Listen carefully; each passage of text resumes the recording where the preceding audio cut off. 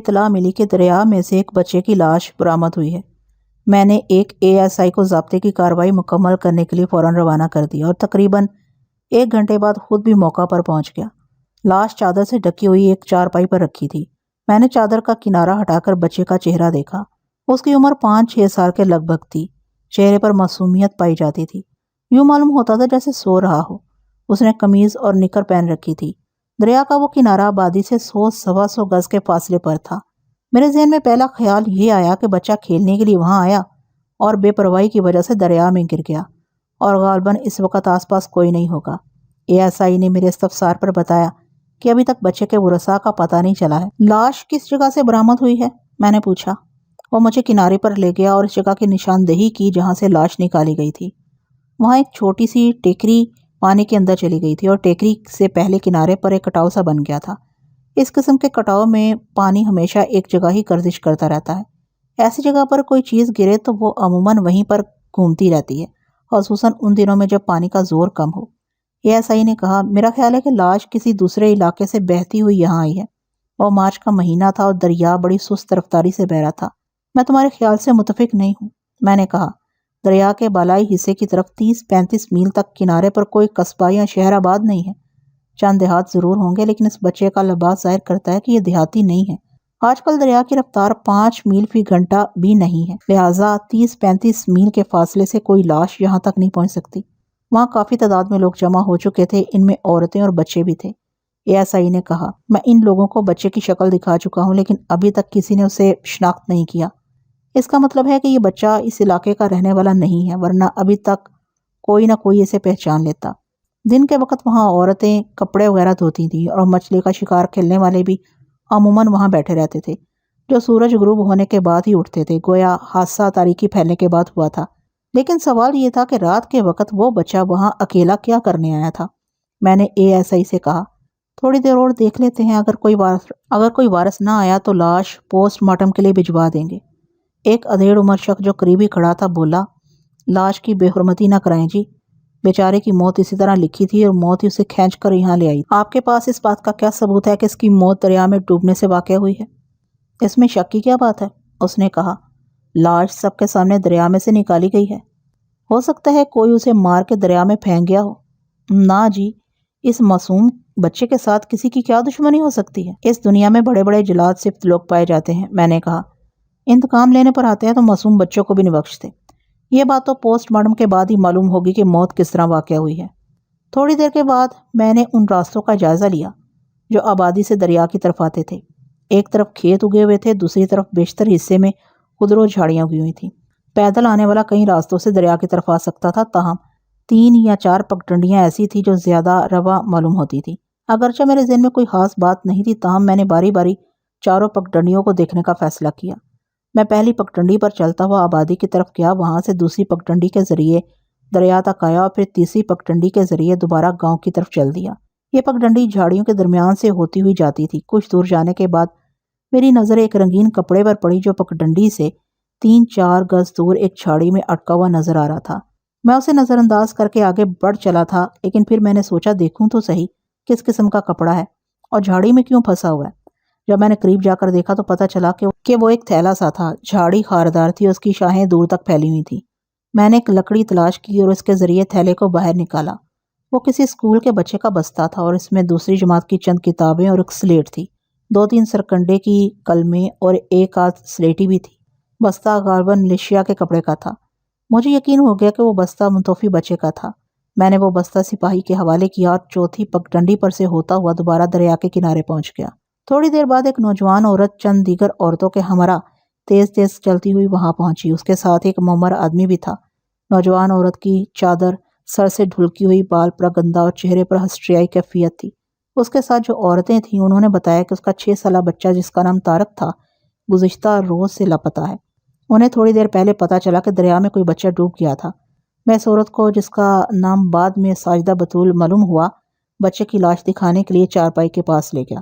جب میں لاش کے چہرے پر سے چادر ہٹانے لگا تو اس نے آنکھیں بند کر لیں اور دعا کے انداز میں ہاتھ اٹھا کر بولی، یا اللہ یہ میرے طارق کی لاش نہ ہو، یا اللہ میرا ایک ہی بیٹا ہے، یہ اس کی لاش نہ ہو، یا اللہ میرا بیٹا سلامت ہو، یہ میرے طارق کی لاش نہ ہو۔ جب اس نے دعا ختم کی تو میں نے لاش کے چہرے سے چادر ہٹا دی۔ بچے کے چہرے پر نظر پڑتے ہی اس نے ایسی دلدوز چیخ ماری کہ میرا کلیجہ بھی ہل گیا۔ پھر وہ اپنے بچے کے ساتھ لپٹ کر بری طرح رونے لگی۔ اس کے ساتھ جو عورتیں آئی تھیں اسے سنبھالنے کی کوشش کرنے لگی۔ ہجوم میں صبح سے جو خاموشی سوگواری پائی جاتی تھی اس میں ہلچل پیدا ہو گئی۔ اس ماں کی چیخوں نے پورے مجمع کو دہلا دیا تھا۔ کئی اور لوگ بھی بے اختیار رونے لگے تھے۔ سائدہ بطول رونے کے دوران کسی فرد واحد کو کوس بھی رہی تھی۔ میں یہی سمجھا کہ وہ خدا سے شکوہ کر رہی ہے۔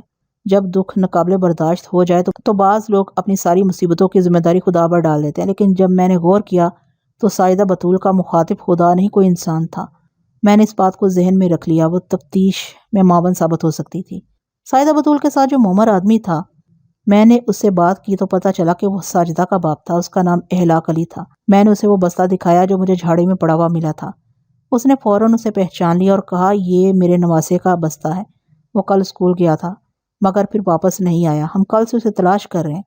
خدا میری بیٹی پر رحم کرے، اس کا ایک ہی بیٹا تھا۔ وہ اپنے آنسو ضبط کرنے کی کوشش کرنے لگا۔ میں اسے بہت ساری باتیں پوچھنا چاہتا تھا مگر وہ موقع مناسب نہیں تھا۔ ضابطے کی کارروائی مکمل ہو چکی تھی، اس لیے میں نے لاش پوسٹ مارٹم کے لیے بھجوا دی اور واپس چلا گیا۔ ابتدائی معلومات کے مطابق سائدہ بطول بیوہ تھی اور اپنے باپ کے پاس رہتی تھی۔ ان کا گھر دریا سے تقریباً 55 میل دور تھا۔ ایک 6 سالہ بچے کے لیے تنہا اتنی دور جانا بعید القیاس تھا۔ وہ دوسری کلاس میں پڑھتا تھا اور اس کا اسکول گھر سے تقریباً 2 فرلانگ کے فاصلے پر تھا۔ صبح وہ حسب معمول اپنی ماں کے ساتھ اسکول گیا تھا، لیکن چھٹی کے بعد اس کا کچھ پتہ نہیں چلا۔ 5ویں یا 6 روز پوسٹ مارٹم کی رپورٹ موصول ہو گئی۔ اس رپورٹ کے مطابق طارق کی موت ڈوبنے سے واقع ہوئی تھی اور موت کا وقت رات کے 9 اور 10 بجے کے درمیان تھا۔ چونکہ طارق کی ماں یا نانا نے اس حادثے کو قتل قرار دینے کی کوشش نہیں کی تھی، اس لیے میں نے بھی اس نقطہ نظر سے تفتیش نہیں کی تھی۔ حالانکہ کئی باتیں ایسی تھیں جو میرے ذہن میں الجھن پیدا کر رہی تھی۔ پہلی بات تو یہ تھی کہ طارق دریا پر کس کے ساتھ گیا تھا اور رات کے 9 بجے تک وہاں کیا کرتا رہا تھا؟ اس کا بستہ جھاڑی میں کس نے پھینکا تھا؟ میرے اندازے کے مطابق ایک 6 سالہ بچہ اتنی اونچی جھاڑی کے اندر بستہ نہیں پھینک سکتا تھا۔ اسکول میں 1 بجے چھٹی ہوتی تھی۔ بالفرض اگر وہ اسکول نہیں جانا چاہتا تھا یا استاد کی سزا سے ڈر کر اسکول سے بھاگ گیا تھا تو 8-9 گھنٹے تک کہاں رہا تھا اور کسی کی اس پر نظر کیوں نہیں پڑی تھی؟ ہم نے اس کیس کو حادثہ قرار دے کر تقریباً داخلے دفتر کر دیا تھا، لیکن جس روز پوسٹ مارٹم کی رپورٹ ملی اس روز ایک طویل القامت شخص تھانے میں داخل ہوا۔ اس کی عمر 30-35 سال کے لگ بھگ تھی۔ چہرے پر چھوٹی چھوٹی مونچھیں تھیں اور رکھ رکھاؤ سے پڑھا لکھا آدمی معلوم ہوتا تھا۔ اس نے سلام کرنے کے بعد اپنا نام گل حسین بتایا اور کہا کہ میں قتل کی رپورٹ درج کرانا چاہتا ہوں۔ کس کے قتل کی؟ اپنے بیٹے طارق کے قتل کی، اس نے جواب دیا۔ مجھے آج ہی اس کی موت کا علم ہوا ہے۔ میں ایک نجی کام کے سلسلے میں گجرات گیا ہوا تھا اور تھوڑی دیر پہلے واپس آیا ہوں۔ مجھے پتہ چلا ہے کہ آپ نے اس سلسلے میں ابھی تک کوئی کارروائی نہیں کی، لیکن مجھے تو یہ بتایا گیا تھا کہ طارق کی ماں بیوہ ہے۔ میں نے کہا، یا تم کسی اور طارق کی بات کر رہے ہو؟ میں اس طارق کا باپ ہوں جسے دریا میں ڈبو کر ہلاک کیا گیا ہے۔ اس کی ماں بیوہ نہیں، مطلقہ ہے۔ میں نے اسے 3 سال پہلے طلاق دے دی تھی۔ وہ اپنے آپ کو بیوہ اس لیے کہتی ہے کہ مجھے زندہ نہیں دیکھنا چاہتی۔ اگر اس کا بس چلے تو مجھ پر مٹی کا تیل چھڑک کر مجھے آگ لگا دے۔ تم نے اسے طلاق کیوں دی تھی؟ چھوڑے ملک صاحب، پرانے زخموں کو کریدنے کا کیا فائدہ؟ اس نے کہا، لیکن پھر کچھ سوچ کر بولا، میرا خیال ہے کہ ان زخموں کو کریدنا ہی پڑے گا، کیونکہ اس کے بغیر بات آپ کی سمجھ میں نہیں آئے گی۔ جناب عالی، میں نے سائدہ بطول کو طلاق اس لیے دی تھی کہ اس کا چال چلن ٹھیک نہیں تھا۔ شادی سے پہلے وہ ایک شخص سے محبت کرتی تھی اور اس کے ساتھ شادی کرنا چاہتی تھی، لیکن اس کے باپ نے اسے میرے سر پر منڈ دیا۔ ملک صاحب، اس قسم کی سچویشن میں آتش عشق کچھ اور تیز ہو جاتی ہے۔ دوری اور مہجوری میں عاشق نامراد کچھ زیادہ ہی مجنوں پنے کا مظاہرہ کرنا شروع کر دیتا ہے۔ مجھے یقین ہے کہ اگر ساجدہ کی شادی اپنے مجنوں سے ہو جاتی تو شاید 1 سال بھی نباہ نہ ہوتا۔ اس مجنوں کا نام کیا ہے؟ اس کا نام مہر علی ہے، لیکن انتہائی بے مہر شخص ہے۔ تمہارا کہنا ہے کہ ساجدہ بطول مہر علی سے محبت کرتی تھی، لیکن طلاق پانے کے بعد اس نے مہر علی سے شادی کیوں نہیں کی؟ یا مہر علی بھی شادی کر چکا ہے؟ میرا بیٹا اس شادی کی راہ میں سب سے بڑی رکاوٹ تھا۔ میں نے سنا ہے کہ مہر علی ساجدہ سے اکثر یہ کہتا رہتا تھا کہ طارق کو اس کے باپ کے حوالے کر دو، لیکن ساجدہ بیٹے سے جدا ہونے پر تیار نہیں تھی۔ مہر علی چونکہ زیادہ انتظار نہیں کر سکتا تھا، اس لیے اس نے طارق کو قتل کر دیا۔ یہ تمہارا خیال ہے یا تمہارے پاس اس الزام کا کوئی ثبوت بھی ہے؟ ثبوت تو کوئی نہیں ہے، مگر مجھے یقین ہے کہ طارق کا قاتل مہر علی کے سوا اور کوئی نہیں ہو سکتا۔ آپ خود سوچیں کہ ایک معصوم بچے سے کسی کو کیا دشمنی ہو سکتی ہے۔ میں نے تو یہ سوچ کر طارق کو ساجدہ کے پاس رہنے دیا تھا کہ اس عمر میں بچے کو باپ سے زیادہ ماں کی ضرورت ہوتی ہے اور وہی اس کی بہتر پرورش کر سکتی ہے، لیکن اگر مجھے اندازہ ہوتا کہ اس کی محبت یہ رنگ لائے گی تو میں کبھی اپنے طارق کو اس کے پاس نہ چھوڑتا۔ ملک صاحب، میں نے آپ کی بہت تعریف سنی ہے، مجھے یقین ہے کہ آپ میرے بچے کے قاتل کو پھانسی کے پندے تک پہنچا کر چھوڑیں گے۔ اس کی بات میں مجھے وزن محسوس ہوا اور میں نے اس کیس کا باقاعدہ تفتیش کرنے کا فیصلہ کر لیا۔ اگلے روز میں سائدہ بطول سے ملا اور رسمی بات چیت کے بعد کہا، سائدہ بی بی، بعض لوگوں کا خیال ہے کہ طارق کی موت حادثہ نہیں ہے بلکہ اسے قتل کیا گیا ہے، تمہارا اس ضمن میں کیا کہنا ہے؟ ملک صاحب، کیا ان باتوں سے میرا بیٹا مجھے واپس مل جائے گا؟ میں یہ تو نہیں کہہ سکتا، لیکن انصاف کا تقاضا بہرحال پورا ہونا چاہیے۔ اگر کسی شخص نے طارق کو قتل کیا ہے تو اسے پھانسی کی سزا ملنا چاہیے تاکہ دوسروں کے لیے عبرت کا موجب ہو۔ جب ایک مجرم سزا پانے سے چھوٹ جاتا ہے تو 10 مجرموں کی حوصلہ افزائی ہوتی ہے۔ مجھے یاد ہے کہ پہلے دن جب تم نے طارق کی لاش دیکھی تھی تو تم کسی شخص کو اس کا نام لیے بغیر برا بھلا کہہ رہی تھی۔ تمہاری باتوں سے اندازہ ہوتا تھا کہ تم اس شخص کو اپنے بچے کی موت کا ذمہ دار سمجھتی ہو۔ کیا تم اس کا نام بتا سکتی ہو؟ اس نے جواب دینے میں کچھ تامل کیا۔ اس نام ایک 30-32 سالہ عورت جس نے ہلکے رنگ کی چادر اوڑھ رکھی تھی اندر آئی اور سائدہ سے مخاطب ہو کر بولی، تم اندر جاؤ اور چائے بنا کر لے آؤ۔ اس کا لہجہ تہمکانہ تھا۔ سائدہ فرما برداری کے ساتھ اٹھ کر کمرے سے باہر چلی گئی۔ مجھے اس کا یہ طریقہ اچھا نہیں لگا، لیکن میں نے محسوس کیا کہ وہ علیحدگی میں کچھ کہنا چاہتی ہے، اس لیے میں کچھ نہیں بولا۔ میں سائدہ کی بڑی بہن زہرہ بطول ہوں، اس نے کہا۔ آپ جو کچھ پوچھنا چاہتے ہیں مجھ سے پوچھیں۔ سائدہ کا دماغ ابھی ٹھکانے پر نہیں ہے، اس کی وجہ سے ہم لوگوں نے بہت تکلیفیں اٹھائی ہیں۔ اس کی پہلی ہی بات سے اندازہ ہو گیا تھا کہ وہ اپنی چھوٹی بہن کو پسند نہیں کرتی۔ سائدہ تیکھے نقوش والی ایک خوبصورت لڑکی تھی، لیکن اس کے برعکس زہرہ کے نقوش موٹے تھے اور وہ خوبصورت تو کیا، قبول صورت بھی نہیں تھی۔ اس کی آنکھیں تنگ اور گہری تھیں، یوں معلوم ہوتا تھا جیسے اس نے مستقل تیوری چڑھا رکھی ہو۔ میں نے اسے اعتماد میں لینے کے لیے کہا، تمہارا اندازہ بالکل ٹھیک ہے۔ تمہاری بہن نے ابھی تک کسی بات کا صحیح جواب نہیں دیا۔ اس نے اپنے آپ کو بیوہ بتایا تھا، لیکن کل گل حسن نامی ایک شخص تھانے میں آیا تھا۔ اس کا دعویٰ ہے کہ وہ سائدہ کا سابق شوہر ہے۔ زہرہ بطول نے رازدارانہ لہجے میں کہا، یہ سب کچھ اسی کمینے کا کیا دھرا ہے۔ طارق کو اسی نے قتل کیا ہے۔ پہلے وہ طارق کو ہم سے چھیننے کی کوشش کرتا رہا، جب کامیابی نہیں ہوئی تو اسے قتل کر دیا۔ میں نے آج تک ایسا ظالم باپ نہیں دیکھا۔ اس نے تو مجھے بتایا ہے کہ وہ گجرات گیا ہوا تھا، بچے کو قتل کر کے گجرات چلا گیا ہوگا۔ آپ اسے پکڑ کر جوتے لگائیں گے تو سب کچھ اگل دے گا۔ اس نے تو کچھ اور ہی کہانی سنائی ہے۔ میں نے کہا، یہ مہر علی کون ہے؟ مہر علی؟ اس نے قدرے چونک کر کہا، آپ کس مہر علی کی بات کر رہے ہیں؟ تم مہر علی نام کے کتنے لوگوں کو جانتی ہو، لیکن اس کا اس معاملے سے کیا تعلق؟ اس نے کہا، وہ ہماری پھوپھی کا بیٹا ہے۔ میں نے دھیمی آواز میں کہا، ایک کہنے والے کا کہنا ہے کہ سائدہ اسے پسند کرتی تھی اور اس کے ساتھ شادی کرنا چاہتی تھی۔ اس بات میں کہاں تک صداقت ہے؟ وہ برا سا منہ بنا کر بولی، تھانے دار صاحب، اس بےہودہ لڑکی کی وجہ سے ہمیں بہت شرمندگی اٹھانا پڑی تھی۔ وہ برا سا منہ بنا کر بولی، تھانے دار صاحب، اس بےہودہ لڑکی کی وجہ سے ہمیں بہت شرمندگی اٹھانا پڑتی ہے۔ میں سمجھ گئی ہوں، یہ بات بھی اسی کمینے نے کہی ہوگی۔ دیکھے جی، شادی سے پہلے لڑکیاں کسی نہ کسی کو پسند کر ہی لیتی ہیں، لیکن ضروری نہیں کہ ان کی پسند کی جگہ پر شادی بھی ہو جائے۔ سائدہ اگر چاہتی تو پچھلی ساری باتیں بھول کر اپنے گھر کو اجڑنے سے بچا سکتی تھی، لیکن اس نے اپنی بات ادھوری چھوڑ دی۔ تاہم جو کچھ کہنا چاہتی تھی اس کے بارے میں قیاس کرنا مشکل نہیں تھا۔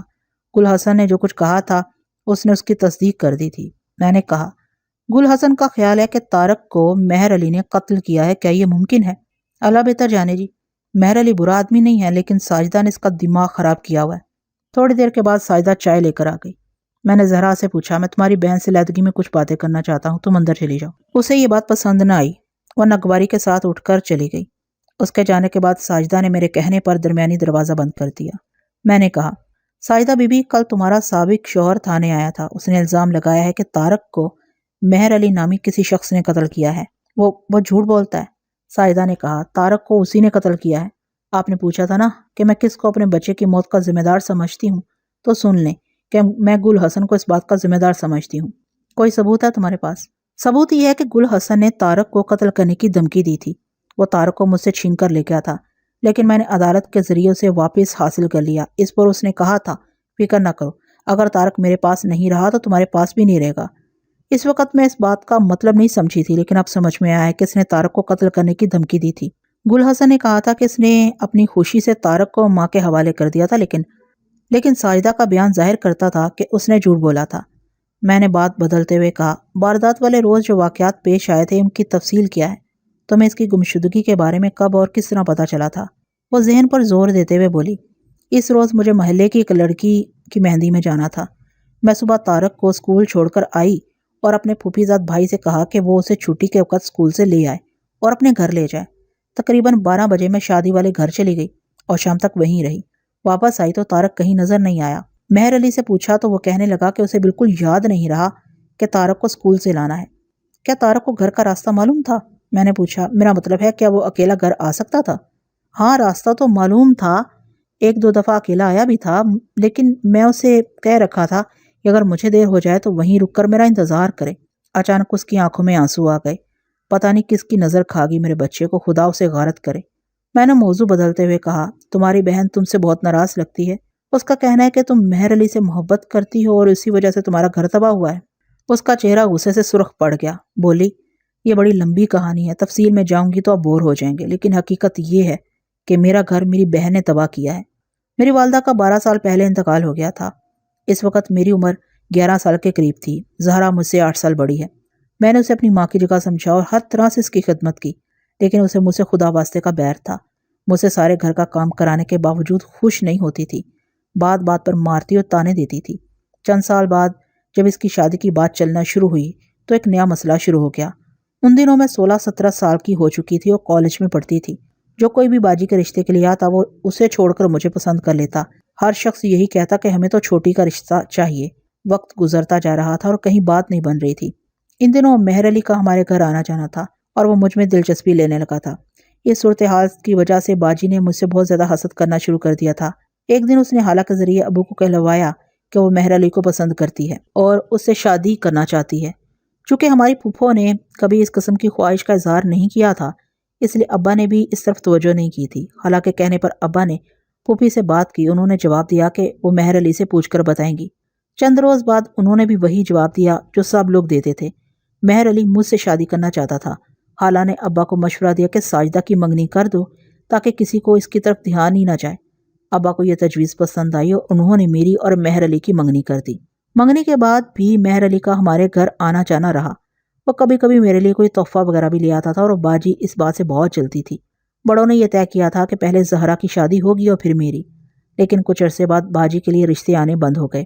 باجی یہ سمجھتی تھی کہ میں نے مہر علی سے منگنی کر کے اس کا حق مارا ہے، لہٰذا اس نے میرے خلاف بہت ہی شرمناک سازش کی۔ ہمارے محلے میں محمود نامی ایک لڑکا رہتا تھا۔ باجی سے کبھی کبھار کوئی سودا وغیرہ منگوا لیتی تھی۔ اس نے محمود کو کسی طرح اپنے ساتھ ملا لیا۔ میری طرف سے ایک جعلی خط محمود کے نام لکھا جس میں بہت خراب باتیں لکھی اور وہ خط محمود کو دے کر مہر علی کے پاس بھیج دیا۔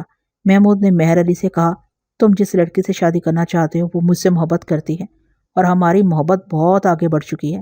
ثبوت کے طور پر اس نے جعلی خط مہر علی کو دکھا دیا۔ چاہیے تو یہ تھا کہ مہر علی مجھ سے آ کر پوچھتا، لیکن اس نے ہمارے گھر آنا جانا بند کر دیا اور اپنی ماں سے کہہ کر منگنی توڑ دی، لیکن وجہ کسی کو بھی نہیں بتائی۔ اس نے سوچا کہ اس طرح میری بدنامی ہوگی۔ یہ بات اس نے بعد میں مجھے بتائی۔ منگنی ٹوٹنے کے بعد گل حسن کے گھر سے میرا رشتہ آیا تو ابا نے فوراً بات پکی کر لی اور شادی کر دی۔ مجھے مہر علی سے منگنی ٹوٹنے کا بہت دکھ تھا۔ شادی کے چند ماہ بعد میں گھر آئی تو اتفاق سے مہر علی سے علیحدگی میں ملاقات ہو گئی۔ میں نے اسے منگنی توڑنے پر سخت برا بھلا کہا۔ میری بات کا جواب دینے کی بجائے وہ گھر گیا اور باجی کا لکھا ہوا خط لا کر مجھے دکھا دیا۔ اگرچہ میری اور باجی کی تحریر میں زیادہ فرق نہیں ہے، لیکن میں نے فوراً وہ تحریر پہچان لی۔ جب مہر علی کو اس سازش کا پتہ چلا تو اس نے محمود کو ایک علیحدہ جگہ پر بلایا اور اپنے ایک دوست کے ساتھ مل کر اس کی خوب پٹائی کی۔ محمود نے اپنی غلطی کا اعتراف کر لیا اور کہا کہ اس نے زہرا کے مجبور کرنے پر وہ حرکت کی تھی۔ جب میری شادی کے بعد مہر علی نے ہمارے گھر آنا جانا شروع کر دیا تھا اور باجی نے اسے شادی کے لیے ہموار کرنا شروع کر دیا تھا، لیکن جب اس سازش کا انکشاف ہوا تو مہر علی باجی سے سخت متنفر ہو گیا۔ باجی نے اس بات کا اس طرح انتقام لیا کہ میرے شوہر کو مجھ سے بدظن کرنا شروع کر دیا۔ اس کا نتیجہ یہ نکلا کہ مجھے طلاق ہو گئی۔ اگر بہنوں کی شکل و صورت میں نمایاں فرق ہو تو اس قسم کی صورتحال عموماً پیدا ہو جاتی ہے، لیکن اس قسم کے انتقام کی کہانی کبھی نہیں سنی تھی۔ کیا مہر علی اب تمہارے ساتھ شادی کرنا چاہتا ہے؟ وہ تامل کرتے ہوئے بولی، اس کا خیال تو تھا مگر پھوپھی جان راضی نہیں ہوئی۔ وہ کہتی تھی کہ اگر بچہ نہ ہوتا تو پھر کوئی حرج نہیں تھا۔ کیا مہر علی نے کبھی تمہیں مشورہ دیا تھا کہ طارق کو اس کے باپ کے سپرد کر دو؟ شاید 1-2 مرتبہ کہا تھا۔ دراصل وہ اپنی ماں کو راضی کرنا چاہتا تھا۔ اس نے کہا تھا شادی کے بعد طارق کو واپس لے آنا۔ اس کا مطلب یہ تھا کہ گل حسن نے جو اندازہ لگایا تھا وہ کچھ ٹھیک ہی تھا۔ مہر علی ساجدہ بطول سے شادی کرنا چاہتا تھا اور اس شادی میں طارق سب سے بڑی رکاوٹ تھا۔ اس نے غالباً طارق کو کہیں چھپا دیا تھا اور رات کی تاریکی میں دریا پر لے گیا تھا۔ تمہاری کسی سے دشمنی تو نہیں ہے؟ میں نے کہا۔ وہ سوچتے ہوئے بولی، سسرال والوں کے سوا کسی سے کوئی دشمنی نہیں ہے۔ میاں بیوی کی دشمنی اپنی جگہ پر تھی، لیکن دل یہ بات ماننے پر تیار نہیں تھا کہ باپ نے محض سابق بیوی سے انتقام لینے کے لیے اپنے بیٹے کو قتل کر دیا۔ اگلے روز میں نے 2 سپاہی بھیج کر مہر علی کو تھانے بلا لیا۔ وہ 32-33 سال کا ایک خوش شکل اور صحت مند نوجوان تھا۔ میں نے اسے 2-3 گھنٹے باہر بٹھائے رکھا، پھر پوچھ گچھ والے کمرے میں بلا لیا اور کہا، جانتے ہو میں نے تمہیں کیوں بلایا ہے؟ وہ ہاسا گھبرایا ہوا تھا، بولا، آپ کے سپاہیوں نے صرف اتنا بتایا ہے کہ آپ طارق کے بارے میں کچھ بات کرنا چاہتے ہیں۔ طارق کی ماں نے مجھے بتایا کہ بقوع والے روز اسے کسی شادی پر جانا تھا اور اس نے طارق کو اسکول سے لانے کی ذمہ داری تمہارے سپرد کی تھی، کیا یہ صحیح ہے؟ جی ہاں، اس نے کہا تھا، لیکن میں یہ بات بھول گیا تھا۔ میں نے سنا ہے کہ سائدہ بطول کی پہلے تمہارے ساتھ منگنی ہوئی تھی۔ منگنی ٹوٹنے کی وجہ کیا تھی؟ کچھ غلط فہمی ہو گئی تھی، اس نے جواب دیا، کسی رشتہ دار نے شرارت کی تھی۔ لیکن اب تو یہ غلط فہمی دور ہو گئی ہے، میں نے کہا، اب کیا رکاوٹ ہے؟ جناب، فیصلہ تو بڑوں کو کرنا ہے۔ کیا یہ صحیح ہے کہ تمہاری ماں بچے کی وجہ سے شادی پر راضی نہیں ہے؟ جی میں نے کچھ ایسی ہی بات سنی تھی۔ میری والدہ کا خیال ہے سوتیلے بچوں میں بڑے مسائل پیدا ہوتے ہیں، اس لیے وہ راضی نہیں تھی، لہٰذا تم نے رکاوٹ دور کر دی۔ میں نے کہا۔ وہ چونک کر بولا، یہ آپ کیا کہہ رہے ہیں؟ کیا آپ یہ کہنا چاہتے ہیں کہ میں نے کوئی پہیلی نہیں پوچھی؟ جو کچھ تم نے کیا ہے تم اسے خوب اچھی طرح جانتے اور ہم بھی جان چکے ہیں، اس لیے بہتر یہی ہے کہ اقبال جرم کر لو۔ تم پڑھے لکھے آدمی ہو، میں تمہارے اوپر مجرموں والا طریقہ نہیں استعمال کرنا چاہتا۔ اس پر زبردست دہشت طاری ہو گئی۔ وہ قسمیں کھانے لگا کہ طارق کی موت میں اس کا ہاتھ نہیں ہے، لیکن ہم ایسی باتیں سننے کے عادی ہوتے ہیں۔ قتل کا مجرم مشکل ہی سے اقبال جرم کرتا ہے۔ بہرحال میں نے اسے سوچنے کا موقع دینے کے لیے حوالات میں بند کر دیا۔ میں نے اس پر سختی نہیں کی کیونکہ وہ عادی مجرم نہیں تھا، اور دوسری بات یہ تھی کہ ابھی مجھے اس کے خلاف کوئی ثبوت نہیں ملا تھا۔ بغیر ثبوت کے اگر ہم اس سے اقبال جرم کروا بھی لیتے تو وہ عدالت میں جا کر منحرف ہو جاتا۔ میں نے ایک ASI اور 2 سپاہیوں کو ساتھ دیا اور اس پرائمری اسکول میں پہنچ گیا جہاں طارق پڑھتا تھا۔ وہ آبادی کے درمیان میں بنا ہوا 4-5 کمروں کا چھوٹا سا پرائمری اسکول تھا۔ سین کا پھاٹک ٹوٹا ہوا تھا اور اندر کی طرف ایک بوڑھا چوکیدار سٹول پر بیٹھا تھا۔ میں پھاٹک کے پاس رک گیا اور ASI سے کہا، تم ان سپاہیوں کو ساتھ لے لو اور یہاں سے دریا تک جاؤ۔ راستے میں مختلف گھروں اور دکانوں سے پوچھتے جاؤ کہ کسی نے وقوع والے روز کسی شخص کو ایک بچے کے ساتھ دریا کی طرف جاتے ہوئے تو نہیں دیکھا تھا۔ ASI سپاہیوں کے ہمراہ رخصت ہو گیا۔ میں اسکول کے اندر چلا گیا۔ ہیڈ ماسٹر کا کمرہ کونے میں تھا اور دروازے پر چلمن پڑی ہوئی تھی۔ دروازے پر جو چوکیدار بیٹھا تھا اس نے مجھے زوردار سلیوٹ مارا اور میری رہنمائی کرتا ہوا ہیڈ ماسٹر کے کمرے میں لے گیا۔ ہیڈ ماسٹر کا نام حسین احمد تھا۔ اس کی میز پر سب سے نمایاں چیز بیت کی چھڑی تھی اور دیواروں پر بچوں کی بنائی ہوئی تصویریں اور تمغے آویزاں تھے۔ رسمی کلمات کے بعد میں نے کہا، میں اس بچے کے بارے میں پوچھ گچھ کرنے آیا ہوں جو چند روز پہلے ڈوب کر ہلاک ہو گیا تھا۔ بڑا اچھا بچہ تھا۔ ہیڈ ماسٹر نے افسردگی سے کہا، بڑا دکھ ہوا اس کی موت سے۔ یہ بات سمجھ میں نہیں آئی کہ وہ اکیلا دریا پر کیسے چلا گیا تھا۔ ہم بھی یہی بات معلوم کرنے کی کوشش کر رہے ہیں، میں نے کہا۔ طارق کی ماں کا کہنا ہے کہ وقوع والے روز اسے کسی لڑکی کی مہندی میں شرکت کرنے جانا تھا اور وہ اپنے ایک عزیز سے کہہ گئی تھی کہ چھٹی کے وقت طارق کو اسکول سے لے آئے، لیکن مذکورہ عزیز کا کہنا ہے کہ وہ بھول گیا تھا اور بچے کو لینے نہیں گیا تھا۔ میں یہ جاننا چاہتا ہوں کہ چھٹی کے بعد طارق کس کے ساتھ گیا تھا؟ ہو سکتا ہے کہ وہ کسی بچے کے ساتھ اس کے گھر چلا گیا ہو۔ آپ چاہیں تو میرے ساتھ کلاسوں میں چل کر بچوں سے پوچھ لیں۔ میرا جانا مناسب نہیں ہوگا، میں نے کہا، بچے میری وردی دیکھ کر گھبرا جائیں گے۔ اب یا تو خود چلے جائیں یا کلاس ٹیچروں کے ذریعے پتہ کروائیں۔ اس نے چپڑاسی کے ذریعے کلاس ٹیچروں کو دفتر میں بلایا اور انہیں ساری بات سمجھا کر کہا کہ وہ اپنی اپنی کلاس کے بچوں سے پوچھیں۔ اگر کسی بچے کو کچھ یاد ہو تو اسے دفتر میں بلا لائیں۔ کلاس ٹیچر واپس چلے گئے۔ 10-15 منٹ بعد دوسری جماعت کا کلاس ٹیچر 2 بچوں کو اور چوتھی جماعت کا کلاس ٹیچر 1 بچے کو ساتھ لے کر واپس دفتر میں آیا۔ چوتھی جماعت کے لڑکے نے کہا کہ اس نے طارق کو 4-5 بچوں کے ساتھ گھر کی طرف جاتے دیکھا تھا اور ان بچوں میں وہ 2 بچے بھی شامل تھے جو دوسری جماعت کے ٹیچر کے ساتھ آئے تھے۔ انہوں نے اس بات کی تصدیق کی کہ چھٹی کے وقت طارق ان کے ساتھ تھا۔ میں نے دوسری جماعت کے بچوں سے کہا، ذرا سوچ کر بتاؤ، طارق کو کوئی لینے آیا تھا یا وہ اکیلا گیا تھا؟ ایک بچہ جس کا نام ہم سلیم فرض کر لیتے ہیں بولا، میں نے تو کسی کو نہیں دیکھا۔ دوسرے کا نام معین تھا، اس نے میرے سوال کے جواب میں بتایا، میں نے بھی کسی کو نہیں دیکھا۔ کیا وہ سیدھا اپنے گھر گیا تھا یا کسی اور کے گھر چلا گیا تھا؟ پتہ نہیں، معین نے کہا، میں تو جلدی سے اپنے گھر چلا گیا تھا۔ چوتھی جماعت والے لڑکے کا نام ناصر تھا۔ اس نے کہا، سر جی ان دونوں کا گھر پہلے آتا ہے۔ تم لوگوں کے ساتھ اور کون کون تھا؟ 3-4 لڑکے اور تھے جی۔ ان کے نام کیا ہیں؟ شاباش، ذرا یاد کر کے بتاؤ۔ ایک تو جی جیرا تھا، معین نے کہا۔ سلیم نے جلدی سے کہا، جیرا نہیں تھا، وہ تھا باقا۔ ٹیچر نے بتایا کہ جیرا کا صحیح نام نذیر تھا اور باقا مبارک کو کہتے تھے۔ میں نے ان دونوں کو بھی دفتر میں بلا لیا۔ نذیر نے کہا کہ وہ اس روز اسکول نہیں آیا تھا۔ مبارک نے کہا کہ اس نے طارق کو گھر جاتے ضرور دیکھا تھا مگر وہ اس کے ساتھ نہیں تھا۔ بچوں سے ایک چھوٹی سی بات معلوم کرنے کے لیے خاصی محنت کرنی پڑی تھی۔ صورت یہ سمجھ میں آ رہی تھی کہ 5-6 لڑکے قریب قریب گلی میں چل رہے تھے، لیکن وہ سب اپنے آپ کو ایک دوسرے کے ساتھ نہیں سمجھ رہے تھے، جیسے کسی پرہجوم بازار میں بہت سے لوگ ساتھ چل رہے ہوں لیکن حقیقت میں وہ ایک دوسرے کے ساتھ نہیں ہوتے۔ نذیر نے کہا، میں نہیں تھا طارق کے ساتھ، اس کے ساتھ یہ باقا اور منیر تھا۔ میں نے منیر کو بلا کر پوچھا، اس نے کہا میں اپنے گھر جا رہا تھا، طارق کے ساتھ نصیر بھی تھا۔ میں نے ٹیچر سے کہا نصیر کو بھی بلا لو، معلوم ہوتا ہے کہ آہستہ آہستہ سارے بچوں کو دفتر میں بلانا پڑ جائے گا۔ نصیر کی چھٹی کی درخواست آئی ہے، کلاس ٹیچر نے کہا، وہ کئی دن سے بیمار ہے۔ بچوں سے مزید پوچھ گچھ پر کوئی خاص بات سامنے نہیں آئی۔ ان سب کے گھر طارق کے گھر سے پہلے آتے تھے، وہ باری باری اپنے گھر چلے گئے تھے۔ میں نے کلاس ٹیچر سے نصیر کے گھر کا پتہ لے لیا، تاہم مجھے امید نہیں تھی کہ وہ کوئی نئی بات بتا سکے گا۔ اسکول سے نکل کر میں ساجدہ بطول کے گھر کی جانب چل پڑا۔ راستے میں چند دکانیں نظر آئیں۔ گلی کے کونے پر ایک چھوٹی سی دکان تھی جس میں بچوں کے کھانے پینے کی کچھ چیزیں اور کاپیاں پینسلیں فروخت ہوتی تھیں۔ دکان کے سامنے لکڑی کی ایک بینچ رکھی تھی، اس بینچ کا ایک پایا ٹوٹا ہوا تھا اور اس کی جگہ اینٹیں رکھی تھیں۔ دکاندار ایک باریش بوڑھا شخص تھا۔ میں نے اسے سلام کیا اور بینچ پر بیٹھ گیا۔ چودھری صاحب ذرا احتیاط سے بیٹھیں، بوڑھے نے کہا، بینچ ٹوٹی ہوئی ہے۔ کوئی بات نہیں، میں نے کہا، میری ہڈی بہت مضبوط ہے۔ مجھے آپ کی ہڈیوں کی فکر نہیں، اپنی بینچ کی فکر ہے۔ کیا خدمت کروں آپ کی؟ کوئی لسی پانی؟ میں نے اس کا شکریہ ادا کیا اور نصیر نامی لڑکے کے گھر کا پتہ پوچھا۔ کلاس ٹیچر نے اس کے باپ کا نام چودھری محمد حسین لکھوایا تھا۔ بوڑھے نے نام کے بارے میں تسلی کرنے کے بعد کہا، ذرا آگے جا کر الٹے ہاتھ پہلی گلی میں مڑ جائیں، چوتھا یا 5واں مکان چودھری محمد حسین کا ہے، لال رنگ کا گیٹ ہے۔ کیوں جی، کیا کوئی گڑبڑ ہو گئی ہے؟ چند روز پہلے ایک لڑکا دریا میں ڈوب گیا تھا، میں نے کہا، اس کے بارے میں پوچھ گچھ کر رہا ہوں۔ آپ شاید احلاق علی کے نواسے کی بات کر رہے ہیں، بوڑھے نے کہا، بڑا اچھا بچہ تھا، اس کی موت کی خبر سن کر بڑا دکھ ہوا۔ اس دن اس نے میری دکان سے کھٹی میٹھی گولیاں بھی خریدی تھیں۔ میں سنبھل کر بیٹھ گیا۔ آپ کا مطلب ہے حادثے والے دن؟ ہاں، میں اسی دن کی بات کر رہا ہوں۔ اس کا نانا میری دکان پر بھی پوچھنے آیا تھا۔ کیا وہ اکیلا تھا یا اس کے ساتھ کوئی اور بھی تھا؟ چھٹی کے وقت دکان پر بچوں کا کافی ہجوم ہوتا ہے۔ میں نے غور نہیں کیا۔ میرا مطلب ہے اس کے ساتھ کوئی بڑا تو نہیں تھا؟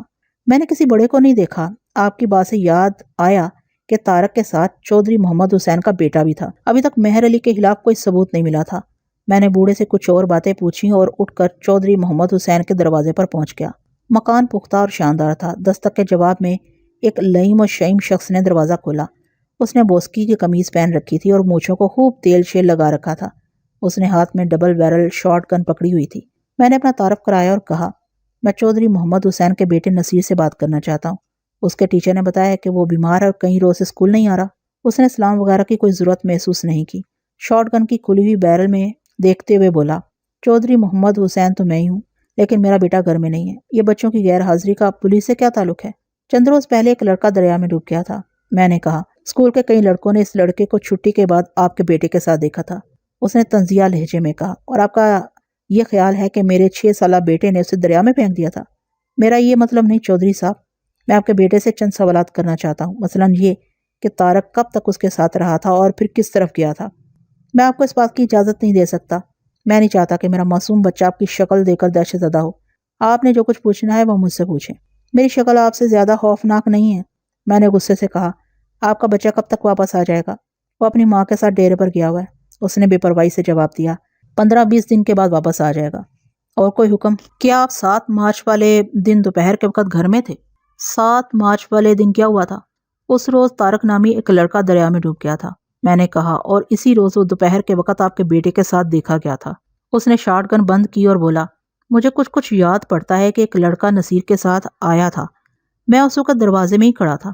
مجھے اچھی طرح یاد نہیں رہا، لیکن میرا خیال ہے کہ لڑکے کا ماموں یا چچا اس کے پیچھے ادھر آیا تھا اور اپنے ساتھ لے کر چلا گیا تھا۔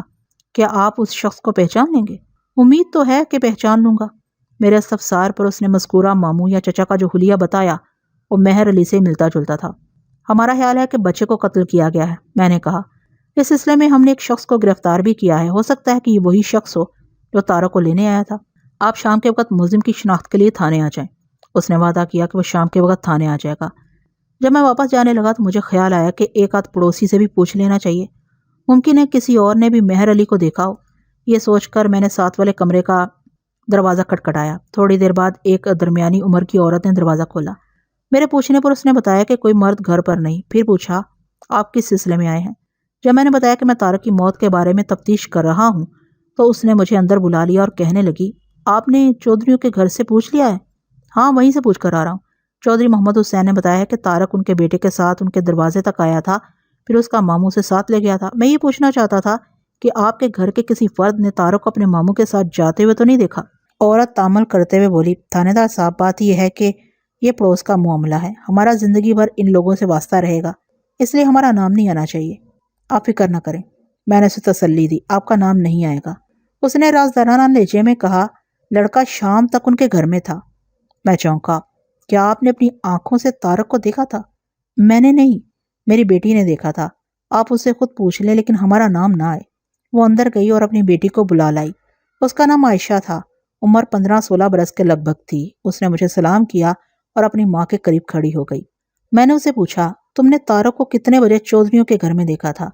مجھے وقت یاد نہیں، لیکن اس وقت سورج غروب ہونے والا تھا اور میں اپنی چھت پر سے کپڑے اتارنے گئی تھی۔ ہماری چھت سے چودھریوں کے گھر میں نظر پڑتی ہے۔ جب میں کپڑے اکٹھے کر رہی تھی تو چودھریوں کے گھر سے کسی بچے کے رونے کی آواز آئی۔ میں نے ادھر دیکھا تو وہ سائدہ باجی کا بیٹا طارق تھا۔ وہ کہہ رہا تھا کہ اسے گھر چھوڑ آئیں اور چودھری کی بیوی اسے ڈانٹ کر کہہ رہی تھی، ذرا صبر کرو، ابھی چھوڑ آتی ہوں۔ چودھری محمد حسین کا گھر مغرب کی طرف تھا۔ اس کا مطلب یہ تھا کہ عائشہ کی مکان کے جس حصے پر نظر پڑی تھی، شام کے وقت وہاں نیم تاریکی ہوگی، لہٰذا وہ بچے کو پہچاننے میں غلطی بھی کر سکتی تھی۔ میں نے کہا، کیا تمہیں یقین ہے کہ وہ طارق ہی تھا؟ اس کی شکل تو ٹھیک سے نظر نہیں آئی، مگر میں نے اس کی آواز پہچان لی تھی۔ اس کی ماں نے وضاحت کرتے ہوئے کہا، پچھلے سال یہ سائدہ بطول کے پاس ٹیوشن پڑھنے جایا کرتی تھی، بیچاری۔ پہلے طلاق ہوئی، اب بچہ بھی قدرت نے چھین لیا۔ یہ اتنی یقینی شہادت نہیں تھی۔ روتے ہوئے بچے کو محض آواز سے شناخت کرنا بہت مشکل کام ہے، خصوصاً پرائے بچے کو۔ بہرحال میں نے اس بات کو ذہن میں رکھ لیا اور وہاں سے رخصت ہو گیا۔ شام کو چودھری محمد حسین تھانے آیا۔ میں نے اسے حوالات میں بند مہر علی کی جھلک دکھائی۔ اس نے کہا کہ وہی طارق کو لینے آیا تھا، لیکن اس کی بات میں تھوڑا سا ابہام پایا جاتا تھا۔ اس کا گھر طارق کے گھر کے رستے میں نہیں تھا، بلکہ ایک بغلی گلی میں تھا۔ اگر یہ قیاس کر لیا جاتا کہ مہر علی دیر سے اسکول پہنچا تھا اور اس وقت طارق دوسرے بچوں کے ہمراہ وہاں سے جا چکا تھا، تو پھر یہ سوچنا پڑے گا کہ وہ چودھری محمد حسین کے گھر کیسے پہنچا۔ کیا اسے کسی نے بتایا تھا یا وہ اندازے سے وہاں پہنچ گیا تھا؟ چودھری محمد حسین کے جانے کے تھوڑی دیر بعد سائدہ بطول کا باپ احلاق علی مہر علی کے باپ امداد علی کے ہمراہ تھانے میں آیا۔ تعارفی کلمات کے بعد احلاق علی نے کہا، ملک صاحب، میں اپنے بھانجے کو بچپن سے جانتا ہوں، یہ اس قسم کی حرکت کبھی نہیں کر سکتا۔ آپ اپنے بھانجے کو ایک بزرگ کی نظر سے دیکھتے ہیں اور میں تھانے دار کی نظر سے دیکھ رہا ہوں۔ میں نے کہا، آج مجھے پتا چلا ہے کہ طارق چھٹی کے بعد چودھری محمد حسین کے لڑکے نصیر کے ساتھ اس کے گھر تک گیا تھا اور وہاں سے اسے مہر علی اپنے ساتھ لے گیا تھا۔ یہ بات آپ کو کس نے بتائی؟ احلاق علی نے پوچھا۔ چودھری محمد حسین نے، میں نے جواب دیا۔ وہ ابھی یہاں سے کیا ہے؟ اس نے مہر علی کو شناخت کر لیا ہے۔ آپ کی بیٹی نے بھی طارق کو اسکول سے لانے کے لیے مہر علی کی ڈیوٹی لگائی تھی۔ اس کا کہنا ہے کہ وہ بھول گیا تھا، امداد علی نے کہا۔ اگر وہ بھول گیا تھا تو بچہ گھر کا راستہ جانتا تھا، وہ کیوں نہیں گھر پہنچا؟ کیا اسے اسی دن غائب ہونا تھا جس دن مہر علی کو اسے لینے جانا تھا؟ لیکن جناب یہ بھی تو سوچیں کہ طارق اس کا بھانجا تھا، ہماری آپس میں کوئی دشمنی نہیں ہے، کوئی بلا وجہ کسی کو قتل نہیں کرتا۔ ہاں یہ صحیح ہے، کوئی بلا وجہ کسی کو قتل نہیں کرتا، میں نے کہا۔ مہر علی نے بھی بلا وجہ طارق کو قتل نہیں کیا، لیکن معلوم ہوتا ہے کہ آپ کو وجہ معلوم نہیں ہے، اس لیے میں بتا دیتا ہوں۔ آپ لوگوں نے پہلے مہر علی اور سائدہ کی منگنی کی، پھر لڑکی پر جھوٹا الزام لگا کر منگنی توڑ دی۔ اب مہر علی پھر سائدہ سے شادی کرنا چاہتا ہے، لیکن اس کی ماں اس وجہ سے شادی پر راضی نہیں تھی کہ سائدہ کے ساتھ ایک بچہ بھی تھا۔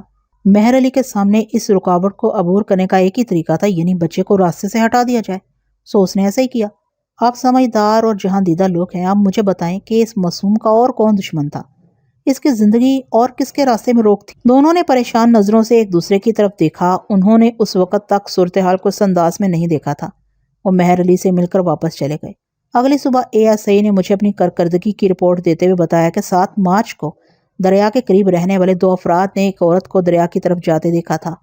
عورت نے ایک بچے کو گود میں اٹھا رکھا تھا جو رو رہا تھا۔ کیا ان میں سے کسی نے بچے کی شکل دیکھی تھی؟ میں نے پوچھا۔ نہیں، انہوں نے شکل نہیں دیکھی تھی۔ ایک تو رات کا وقت تھا اور دوسرے عورت نے بچے کو اپنی شال میں لپیٹ رکھا تھا۔ ان میں سے ایک کا کہنا ہے کہ بچہ ڈرا ہوا لگتا تھا۔ یہ کتنے بجے کی بات ہے؟ دونوں کا خیال ہے کہ اس وقت 8:30 یا 9 بجے تھے۔ انہوں نے عورت کو نہیں پہچانا؟ نہیں، لیکن ان کا خیال ہے کہ وہ اچھے کھاتے پیتے گھرانے کی عورت تھی۔ اس نے قیمتی کپڑے پہنے ہوئے تھے۔ میرے ذہن میں مختلف امکانات پیدا ہونے لگے۔ ہو سکتا ہے کہ وہ سیدھی سادی عورت ہو اور اپنے بچے کو اٹھائے لیے جا رہی ہو۔ بچے تو روتے ہی رہتے ہیں۔ دوسری صورت میں وہ کوئی ایسی عورت بھی ہو سکتی تھی جو مہر علی کے ساتھ ملی ہوئی ہو اور طارق کو دریا پر لے کر جا رہی ہو۔ مہر علی اکیلا وہ کام نہیں کر سکتا تھا، اس نے ضرور کسی عورت کو ساتھ ملا لیا ہوگا اور طارق کو اس کے پاس چھوڑ آیا ہوگا، اور یقیناً وہ کوئی تنہا عورت ہوگی کیونکہ طارق نے شور وغیرہ مچانے کی کوشش ضرور کی ہوگی اور اس عورت نے اسے ڈرا دھمکا کر چپ کرا دیا ہوگا۔ ایک فیملی والے گھر میں ایسی کارروائی کرنا ایک مشکل کام تھا۔ میں نے مہر علی کو حوالات سے بلایا اور کہا، مہر علی، ہمیں سب کچھ معلوم ہو چکا ہے، بہتر یہی ہے کہ خود ہی سب کچھ اگل دو، ورنہ پھر ہمیں دوسرا طریقہ اختیار کرنا پڑے گا۔ وہ گڑ گڑانے لگا، اس کی حالت خاصی خراب تھی، شاید رات بھر جاگتا رہا تھا۔ ملک صاحب، میں بالکل بے گناہ ہوں، میں تو طارق کو اپنے بچوں کی طرح سمجھتا تھا، آپ اس کی ماں سے بے شک پوچھ لیں۔ کل رات چودھری محمد حسین یہاں آیا تھا، میں نے کہا، اس نے تمہیں شناخت کر لیا ہے۔ وقوع والے روز تم اس کے گھر کے سامنے سے طارق کو اپنے ساتھ لے گئے تھے، اس وقت وہ دروازے میں کھڑا تھا۔ یہ جھوٹ ہے جی، چودھری جھوٹ بولتا ہے۔ جب تم طارق کو ساتھ لے کر گئے تھے اس وقت چودھری کا بیٹا نصیر بھی وہاں موجود تھا اور اس نے بھی تمہیں دیکھا تھا۔ ہم نے اس عورت کا پتہ بھی چلا لیا ہے جس کے گھر میں تم نے طارق کو چھپایا تھا۔ عورت؟ اس نے حیرانی سے کہا، ملک صاحب، آپ مجھ سے بڑی قسم لے لیں، میں کسی عورت کو نہیں جانتا۔ آپ چودھری اور اس کے بیٹے سے میرے سامنے پوچھیں، ان کا جھوٹ ایک منٹ میں کھل جائے گا۔ میری تو چودھری کے ساتھ کوئی دشمنی نہیں ہے، پھر اس نے مجھ پر بہتان کیوں لگایا ہے؟ اگر وہ اداکاری کر رہا تھا تو بڑی کامیاب اداکاری کر رہا تھا۔ اس نے ان لوگوں کے نام بتائے جن سے وہ وقوع والے روز ملا تھا، اور یہ بھی بتایا کہ وہ کہاں کہاں گیا تھا۔ میں نے تمام نام پتے نوٹ کر لیے اور فردن ہر شخص سے ملا۔ کچھ لوگوں نے اس کے بیان کی تصدیق کی اور کچھ نے لا علمی کا اظہار کیا۔ اس پوچھ گچھ سے فارغ ہو کر میں احلاق علی کے گھر گیا اور سائدہ بطول سے ملا۔ احلاق علی گھر میں موجود نہیں تھا، اندرونی کمرے سے بچوں کے پڑھنے کی آوازیں آ رہی تھی۔ سائدہ بطول نے سیاہ لباس پہن رکھا تھا اور خاصی غمزدہ دکھائی دیتی تھی۔ اس نے رسمی کلمات کے بعد کہا، ملک صاحب، آپ نے مہر علی کو گرفتار کر لیا ہے؟ اس کے لہجے میں سوال سے زیادہ حیرت تھی۔ ہاں، میں نے جواب دیا، اور مجھے اس کے خلاف ایک ٹھوس ثبوت بھی مل گیا ہے۔ ایک معتبر شخص نے گواہی دی ہے کہ مہر علی اس کے گھر کے سامنے سے طارق کو اپنے ساتھ لے گیا تھا۔ وہ پریشان ہو کر بولی، نہیں، ایسا نہیں ہو سکتا، مہر علی میرے ساتھ یہ حرکت نہیں کر سکتا۔ میں دو آدمیوں کے بارے میں قسم کھا سکتی ہوں، ایک اپنے باپ کے بارے میں اور دوسرے مہر علی کے بارے میں۔ ان دو کے علاوہ کوئی بھی میرے چاند کا قاتل ہو سکتا ہے۔ وہ معتبر شخص کون ہے جس نے مہر علی کے خلاف گواہی دی ہے؟ میں نے اسے اسکول کے بچوں کے بیانات سے لے کر چودھری محمد حسین کی گواہی تک ساری بات بتا دی۔ وہ بھویں سکیڑ کر کچھ سوچنے لگی، شاید اسے کوئی تلخ بات یاد آ گئی تھی۔ ہم نے چودھری محمد حسین کا کچھ نہیں بگاڑا، اس نے خود کلامی کے انداز میں کہا۔ پھر اس نے مہر علی پر جھوٹا الزام کیوں لگایا ہے؟ کیا اس کے بیٹے نے بھی یہی گواہی دی ہے؟ نصیر اپنی ماں کے ساتھ زمینوں پر گیا ہوا ہے۔ زمینوں پر؟ سائدہ نے حیرانی سے کہا، ان کی زمینیں تو بستی کے ساتھ ہی ہیں اور وہاں تو کوئی رہائش کا کوئی بھی ایسی جگہ نہیں ہے۔ مزاروں کے چند کچے کوٹھے ہیں، پکے مکانوں میں رہنے والے وہاں ایک دن بھی نہیں گزار سکتے۔ مجھے یاد آیا، چودھری نے کہا تھا کہ اس کا بچہ اپنی ماں کے ساتھ ڈیرے پر گیا ہوا ہے۔ میں نے ڈیرے سے مراد اس کی زمینیں ہی لی تھی، ہو سکتا ہے کہ اس کا مطلب کچھ اور ہو، تاہم سائدہ بطول کی بات نے مجھے سوچنے پر مجبور کر دیا تھا۔ میں نے ادھر ادھر لوگوں سے پوچھا تو پتہ چلا کہ چودھری کا کوئی اور ڈیرا نہیں تھا، وہ زمینوں کو ہی ڈیرا کہتا تھا اور وہ ڈیرا بستی سے 2-2.5 میل کے فاصلے پر تھا۔ میں نے چند گھوڑوں کا انتظام کیا اور ایک ASI اور 2 سپاہیوں کے ہمراہ مذکورہ ڈیرے پر پہنچ گیا۔ وہاں نصف درجن کے قریب کچے کوٹھے بنے ہوئے تھے، ان سے ذرا ہٹ کر ایک ٹیوب ویل لگا ہوا تھا جن کے گرد سبزیوں کے کھیت نظر آ رہے تھے۔ ٹیوب ویل پر کچھ عورتیں کپڑے دھو رہی تھیں اور ان کے قریب ہی چند گندے سے بچے مٹی میں کھیل رہے تھے۔ ہم گھوڑوں سے اترے تو ایک درمیانی عمر کا شخص جو شکل و صورت سے کچھ پڑھا لکھا معلوم ہوتا تھا دوڑا ہمارے پاس آیا اور رسمی کلمات کے بعد بولا، جناب، بندے کو منشی اللہ بخش کہتے ہیں، اللہ خیر کرے، آج فوجوں نے کدھر چڑھائی کی ہے؟ میں نے گرد و نواح کا جائزہ لیتے ہوئے کہا، میرا نام ملک صفدر حیات ہے، ہم ایک مجرم کی تلاش میں اس طرف آئے ہیں۔ یہاں ٹیوب ویل دیکھ کر سوچا پانی وانی پیتے چلیں، اچھی خوبصورت جگہ ہے۔ سرکار، بڑی عزت افزائی ہے آپ کی، منشی اللہ بخش نے انکساری سے کہا، آئیں بیٹھک میں چل کر بیٹھتے ہیں۔ کپڑے دھونے والی عورتوں نے ہاتھ روک دیے تھے اور متعجب نظروں سے ہماری طرف دیکھ رہی تھیں۔ بچے بھی کھیل بھول گئے تھے۔ ادھر ادھر کام کرنے والے چند مزارہ ہمارے قریب پہنچ گئے اور جھک کر سلام کرنے لگے۔ 2 آدمی ہمارے گھوڑوں کو پانی پلانے کے لیے ٹیوب ویل کی طرف لے گئے۔ منشی نے ایک شخص سے مخاطب ہو کر کہا، اوئے کرمو، دوڑ کے جا، ملک صاحب کے لیے لسی شسی کا انتظام کر کے لیا، برتن اچھی طرح صاف کر لینا۔ وہ ہمیں ٹیوب ویل کے قریب بنی ہوئی بیٹھک میں لے گیا۔ اس کی دیواریں پختہ اینٹوں کی تھی اور چھت کچی تھی۔ بیٹھک خاصی کشادہ تھی، 3 چارپائیاں ایک طرف تھیں اور 3 دوسری طرف رکھی تھیں۔ درمیان میں ایک سادہ سی میز پڑی تھی۔ ایک نوجوان دیہاتی نے 2 چارپائیوں پر دھلے ہوئے کیس بچھا دیے تھے اور میز پر پڑے ہوئے برتن سمیٹ کر باہر لے گیا۔ بیٹھک کے سامنے ہاسا کھلا صحن تھا جس کے گرد 3-3.5 فٹ اونچی دیوار بنی ہوئی تھی، جس میں صحن میں نلکا بھی لگا ہوا تھا جو غالباً خراب تھا۔ منشی نے جیب سے زنجیر والی گھڑی نکال کر اس پر وقت دیکھا اور بولا، سرکار، دوپہر کے کھانے کا وقت ہونے والا ہے، آپ کھانا ادھر ہی کھائیں گے؟ منشی صاحب کھانے کا تکلف نہ کریں، ہم تو صرف پانی پینے کے لیے رک گئے تھے۔ لیکن منشی ہماری خاطر کرنے پر تلا ہوا تھا۔ اس نے نوجوان کو آواز دے کر کہا، ولی محمد تو ایسا کر، رحمت علی کی بیوی عاشی ہے نا، اسے جا کر کہہ کہ 5-6 آدمیوں کا کھانا تیار کر دے۔ اسے کہنا فٹافٹ تیار کر دے، 2-4 ککڑ شکڑ بھون لے۔ ولی محمد نامی نوجوان فوراً وہاں سے رخصت ہو گیا۔ میں نے منشی سے پوچھا، یہ ڈیرا کس کا ہے؟ یہ اپنے چودھری محمد حسین صاحب کا ڈیرا جی، بڑے اچھے آدمی ہیں جی۔ ضرور اچھا آدمی ہوگا، میں نے کہا۔ منشی اچھا ہے تو چودھری بھی اچھا ہوگا، ادھر ہی رہتا ہے۔ ان کی کوٹھی شہر میں ہے، یہ جنگل بیابان ان کے رہنے کے لائق کہاں۔ دیکھ بھال کے لیے آتے رہتے ہیں، صبح آتے ہیں، دوپہر کو چلے جاتے ہیں، دوپہر کو آتے تو شام کو چلے جاتے ہیں۔ اس کے بیوی بچے بھی آتے ہوں گے۔ میں نے دیکھا یہ سنتے ہی منشی قدرے چکنا ہو گیا۔ تامل کرتے ہوئے بولا، کبھی کبھار آ جاتے ہیں چودھری صاحب کے ساتھ سیر شہر کے لیے۔ میں نے بظاہر بے پرواہی سے کہا، سنا ہے آج کل بھی ادھر ہی ہوتے ہیں؟ منشی صفائی سے بات ٹالتے ہوئے بولا، میں شہر گیا ہوا تھا، آج ہی واپس آیا ہوں۔ ہمارا ٹریکٹر مرمت کے لیے گیا ہوا ہے، آپ ذرا سوکھے ہو کر بیٹھیں۔ اوڑھتے ہوئے بولا، میں کھانے کا انتظام دیکھ کر آتا ہوں۔ وہ جلدی سے باہر نکل گیا۔ میں نے ASI سے کہا، تم اس کے پیچھے جاؤ، لیکن بہت ہوشیاری سے جانا۔ وردی کی وجہ سے تم بھیڑوں میں اونٹ کی طرح نمایاں نظر آؤ گے، یوں معلوم ہونا چاہیے کہ تم کھیتوں کی سیر کر رہے ہو۔ نظر تمہاری کھیتوں کی طرف ہونا چاہیے اور دھیان منشی کی طرف۔ ASI بہت بہتر کہہ کر کمرے سے نکل گیا۔ میں ٹہلتا ہوا ٹیوب ویل کی طرف چلا گیا۔ کپڑے دھونے والی عورتیں آپس میں سرگوشیاں کرنے لگی۔ میں نے قریب جا کر ایک عورت سے پوچھا، چودرانی کس کے گھر میں ٹھہری ہوئی ہے؟ عورتیں نظریں چراتے ہوئے ایک دوسرے کی طرف دیکھنے لگیں۔ ایک نوجوان لڑکی جو ذرا شوخ معلوم ہوتی تھی بولی، ہمیں کیا پتا جی، منشی سے کیوں نہیں پوچھا آپ نے؟ بڑی تیز زبان ہے تیری۔ میں نے کہا، یہاں کل 4 تو گھر ہیں، تجھے اتنا بھی نہیں پتا کہ چودرانی کس گھر میں ٹھہری ہوئی ہے؟ میں نے اس کے قریب بیٹھی ہوئی بوڑھی عورت سے کہا، ماسی تم بتاؤ۔ پتر وہ منشی کے گھر میں ہی ٹھہرتی ہے۔ عورت نے جواب دیا، ابھی ادھر ہی ہوگی۔ لڑکی نہ ہو کہتے ہوئے زور سے سر جھٹکا اور تیز تیز کپڑے دھونے لگی۔ میں نے ٹیوب ویل کے ٹھنڈے پانی سے ہاتھ منہ دھویا اور رومال سے منہ پونچھتا ہوا واپس ہو لیا۔ تبھی میں نے کھیتوں کے درمیان گرد اڑتے دیکھی۔ کھیتوں میں ابھرتے ڈوبتے سر بھی دکھائی دیے۔ کوئی گھوڑے پر سوار تیزی سے جا رہا تھا۔ جب میں بیٹھے کے قریب پہنچا تو ASI تیز تیز چلتا ہوا واپس آ رہا تھا۔ دوسری طرف سے 2 دیہاتی لسی اور گلاس اٹھائے چلے آ رہے تھے۔ ASI مجھے ایک طرف لے گیا اور بولا، منشی نے چودرانی اس کے بیٹے کو گھوڑوں پر شہر روانہ کر دیا، وہ ابھی ابھی روانہ ہوئے۔ میں انہیں دیکھ چکا ہوں۔ میں نے کہا، جلدی سے گھوڑے لے آؤ، ہم ان کے پیچھے جائیں گے۔ ASI نے سپاہیوں کو آواز دی اور گھوڑوں کی طرف لپکا۔ جناب لسی پانی، ایک دیہاتی نے کہا۔ یہ لسی منشی کے سر پر ڈال دینا، میں نے غصے سے کہا۔ ASI گھوڑوں کو کھول کر لے آیا۔ اتنے میں منشی اللہ بخش بھی وہاں پہنچ گیا۔ جب اس نے ہمیں واپسی کی تیاری کرتے دیکھا تو گھبرا کر بولا، سرکار کھانا بالکل تیار ہے، بس ابھی آیا۔ میں نے منشی کو گریبان سے پکڑ کر 2-3 جھٹکے دیے اور کہا، منشی تم نے ہمیں دھوکہ دیا ہے، فی الحال تو میں جلدی میں ہوں، لیکن دوبارہ آؤں گا اور پھر تمہیں ککڑ شکڑ بناؤں گا۔ ہم گھوڑوں پر سوار ہو کر فی الفور واپس روانہ ہو گئے۔ چودرانی کی عجلت میں روانگی نے مجھے شک میں مبتلا کر دیا تھا۔ یقینی طور پر وہ اپنے بیٹے کے ساتھ وہاں چھپی ہوئی تھی۔ اس صورتحال کی وجہ سے کئی اور باتیں میرے ذہن میں نمایاں ہونے لگی تھیں۔ مثلاً جس روز تارا غائب ہوا تھا، اس روز کے بعد نصیر اسکول نہیں آیا تھا۔ پڑوسن کی لڑکی عائشہ نے کہا تھا کہ اس نے چودھری کے گھر سے تارا کے رونے کی آواز سنی تھی۔ عینی گواہوں نے کھاتے پیتے گھرانے کی عورت کو دریا کی طرف جاتے دیکھا تھا۔ غالباً مہر علی کے ساتھ جو عورت ملی ہوئی تھی وہ چودرانی ہی تھی۔ چند سو گز کا فاصلہ طے کرنے کے بعد ہمیں آگے 3 گھوڑے جاتے دکھائی دیے۔ وہ ہم سے 4-5 فرلانگ آگے تھے۔ پہلے وہ دلکی چال چل رہے تھے، لیکن ہمیں دیکھ کر انہوں نے گھوڑوں کو سرپٹ دوڑانا شروع کر دیا۔ ہم نے گھوڑوں کو ایڑ لگائی اور کھیتوں کے بیچ میں سے ان کا راستہ کاٹنے کی کوشش کرنے لگے۔ ایک گھوڑے پر چودرانی اس کا بیٹا سوار تھے، دوسرے 2 گھوڑوں پر دیہاتی سوار تھے۔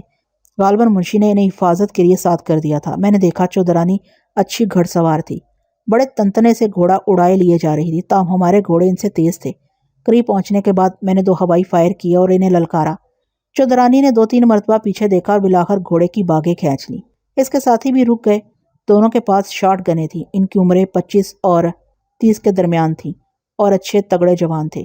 کیا بات ہے جناب، ایک نے کہا، آپ ہمارا پیچھا کیوں کر رہے ہیں؟ ASI اور سپاہیوں نے دونوں کو گھوڑوں سے نیچے اتارا اور ان کی بندوقیں اپنے قبضے میں کر لی۔ لائسنس دکھاؤ ان بندوقوں کے، ASI نے کہا۔ ان کے پاس صرف ایک بندوق کا لائسنس تھا۔ میرے پوچھنے پر ایک نے اپنا نام محمد نواز اور دوسرے نے بہادر علی بتایا۔ یہ ایک بندوق چودھری صاحب کی ہے، بہادر علی نے کہا، لائسنس انہی کے پاس ہے۔ چودرانی نے اپنا چہرہ چادر میں چھپا رکھا تھا۔ اس کا بیٹا نصیر خاصا خوف زدہ نظر آ رہا تھا۔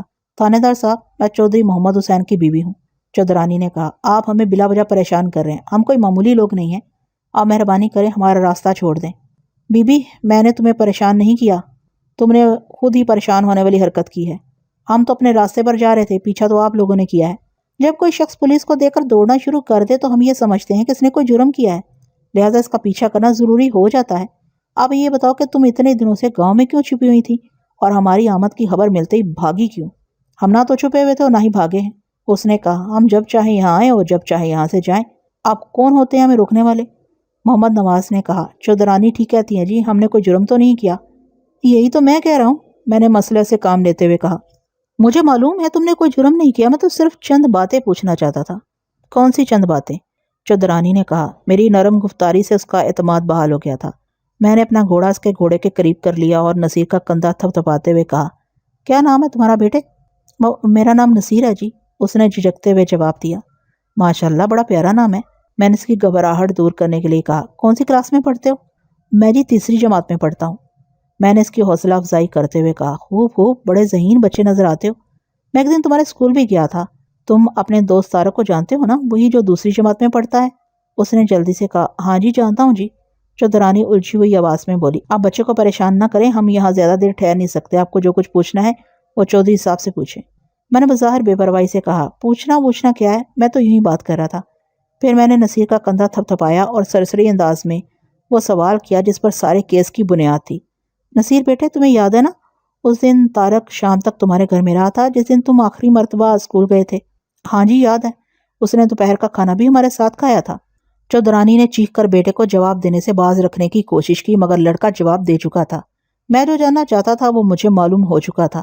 چودھرانی نے غصے میں گھوڑے کو ایڑ لگائی۔ ASI نے تیزی سے آگے بڑھ کر گھوڑے کی لگام پکڑ لی۔ گھوڑا اگلے پیروں پر 10-12 فٹ اونچا اچھلا۔ میں نے جلدی سے نصیر کو پکڑ کر اپنے گھوڑے پر کھینچ لیا، مگر چودھرانی زمین پر گر گئی۔ ایک سپاہی تیزی سے اس کی مدد کے لیے آگے بڑھا، مگر چودھرانی بلا کی پھرتیلی نکلی۔ وہ فوراً اپنے پیروں پر کھڑی ہوئی اور سپاہی کے منہ پر تھپڑ مار دیا۔ سپاہی اپنا گال سہلاتے ہوئے چودھرانی کو گھورنے لگا۔ چودھرانی کے سر سے چادر اتر گئی تھی۔ وہ 35-36 برس کی ایک خوش شکل اور مضبوط عورت تھی۔ اس کے سیاہ چمکیلے بال ہاتھ سے گھنے اور لمبے تھے۔ اچانک اس نے 22 بور کا چھوٹا سا پستول نکال لیا اور چیخ کر بولی، تو میں گولی مار دوں گی۔ اوئے نوازے، بہادر علی، پکڑو ان کو۔ منہ کیا دیکھ رہے ہو؟ کیا چوڑیاں پہن رکھی ہیں تم دونوں نے؟ تھانے دار میرے بچے کو چھوڑ دے، نہیں تو گولی مار دوں گی۔ دونوں سپاہیوں نے رائفلیں لوڈ کر لیں اور 4-4 قدم پیچھے ہٹ گئے۔ بہادر علی اور محمد نواز متذبذب نظروں سے ادھر ادھر دیکھنے لگے۔ دونوں سمجھدار آدمی تھے، انہیں پتا تھا کہ وہ ہمارا مقابلہ نہیں کر سکیں گے۔